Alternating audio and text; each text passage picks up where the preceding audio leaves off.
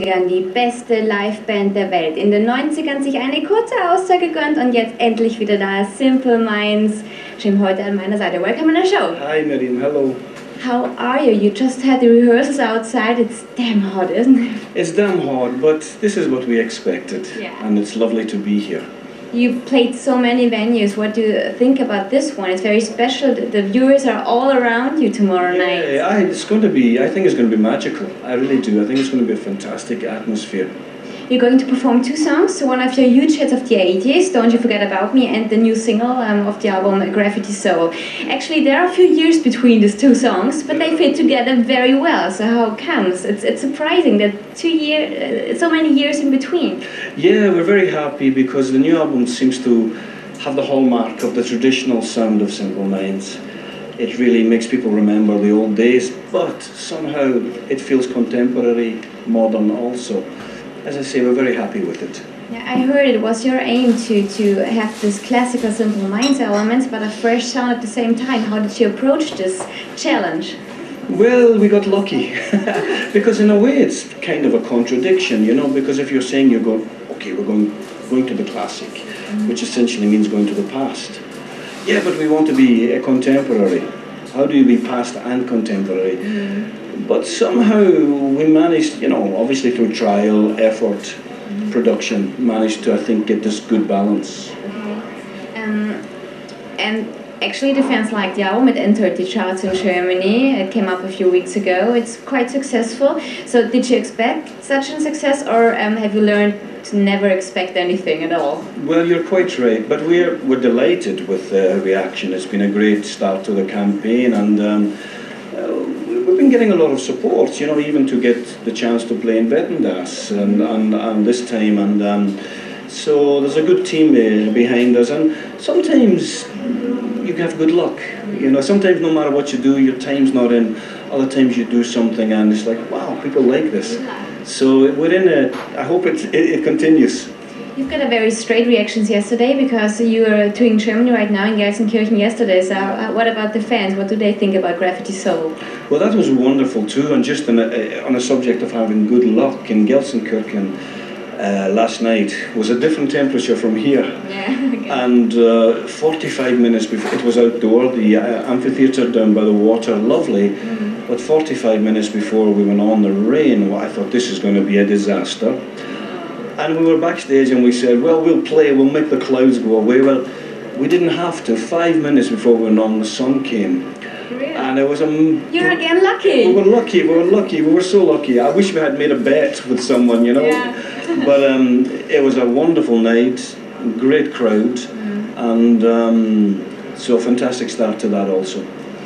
For me, it's always very interesting with which song a band come up to be the first single out of a new album. It's Rockets in England, right? And over here, Stars Will Lead the Way. Why did you choose this one? Because it sounds very Simple Minds, or? I think, I mean, it was so close because arguably they're both very good first tracks, but in Germany, the feeling was let's go with the more classic Simple Minds and see if we can then, as a next track, move up to the modern Simple Minds. Yeah. So looking forward to that one as well. I read a lot of stuff about the process of writing the new album. Actually, it was a quite emotional time for you, wasn't it? Yeah. So can you tell me something about the development of your whole album? Yeah, well, I mean, we probably about just over a year ago we were due to start the album, and we're very lucky. Again, we have great lives. Charlie, my songwriting partner, he lives in Rome, I live in Sicily, and so, you know, when we go to work, it's nice atmosphere and stuff. But Glasgow, our hometown, we also like, although we don't live there so much anymore. But to cut a long story short, I was forced to go back because my mother got very bad news about her health, and I thought, I have to go to Glasgow, I'm the eldest son, and be there, as anyone would do. But of course, it meant that probably I would have had to cancel the recording of the album. So I got to Glasgow, and of course it was very worrying, but my mother said, you're making me feel worse. I'm a Simple Minds fan, this year's your 30th anniversary, I want new songs, I want you to go to work, you're not sitting here. And I said, okay, well, let me make a deal. I said I will work from the house and we'll work in the studio along the road, preparing. So in a way it was like being, when I started the band again, here I am, a 50-year-old man in my parents' house. I mean, I could have stayed in a hotel and gone along for lunch, but I wanted to be there. So anyway, really for people listening in, she's doing well just now. She's done great, and she's really defying the doctor's opinions, so that's great. And she gave us the motivation to really get on with the work. And I guess she's proud of the new album right now. Well, she is proud, but she's proud of she comes to the concerts and she said, oh, the public, the audience. That's my son. The audience are How does great. she call you? Jimmy? She does, yes, yes, Jimmy, yes, yes. You recorded at the Rockfield Studios. What's quite interesting, it's kind of going back to the roots. How was it for you to work there again? Well, it was interesting for us to go back to our own roots because we made some of our early albums there, but again, to explain, Rockfield has a great history. People like Led Zeppelin, yeah. Queen, David Bowie, Oasis, right through the years it's continued. So you can feel the walls kind of breathing. It's a rock and roll history. It just, sometimes you go to the studio, it takes you a few days to get settled, but within a couple of hours we were... So quick and dirty. Let's go, yes, let's go. It sounds good, the band sounds good, the room sounds great, let's go, and it just rolled. So maybe a good chemistry, because the critics say, some of them, it's the best Simple Minds album after 15 or 10 years. Would you agree, or why do they think so? I think it is the most complete Simple Minds album. I think, well, we pushed ourselves very hard, and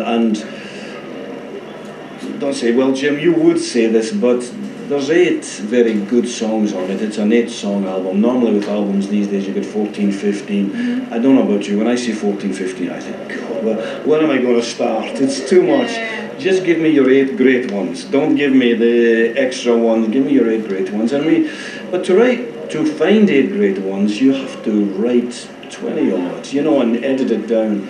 So I think we put ourselves under real pressure, and perhaps the critics are feeling that kind of commitment.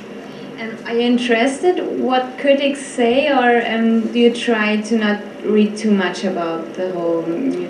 No, I mean, it's part of the process. It's what we say is this: when the reviews are great, we say yeah, and when they're bad, we say, well, they don't matter anyway. Like it, yeah. We're so immature like that. But no, I mean, also with respect, we've had some really great critics through our careers who analysed the music well, who helped explain the music to the public. So it's part of what we do.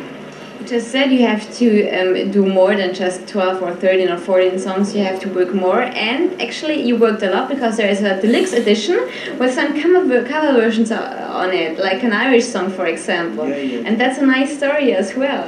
Yes, well, I think now, I mean, I just think that you want to give as much as you can.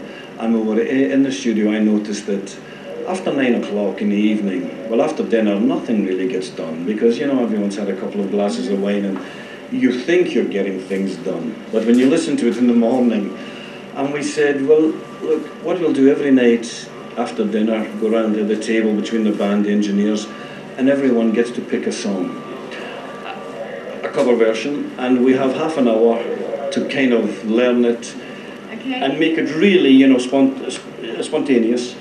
And we were very surprised at the results. It kind of sounds a bit punky, sounds a bit, because it's just throw it at the wall.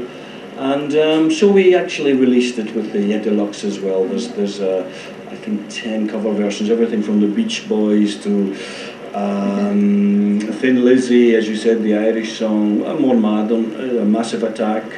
Some of the groups we came up with, Susie and the Banshees, etc. It's been a good experiment. Yeah. Actually, over the years you changed your style concerning the music more than any other band. Started as a punk band, then using more synthesizers, ballads, new wave pop, until so-called stadium rock. Yeah. So how can we see you in about 10 years or 20 years? You never know. You never know. I mean, maybe, yeah, who knows? I think that's what's exciting. You don't know.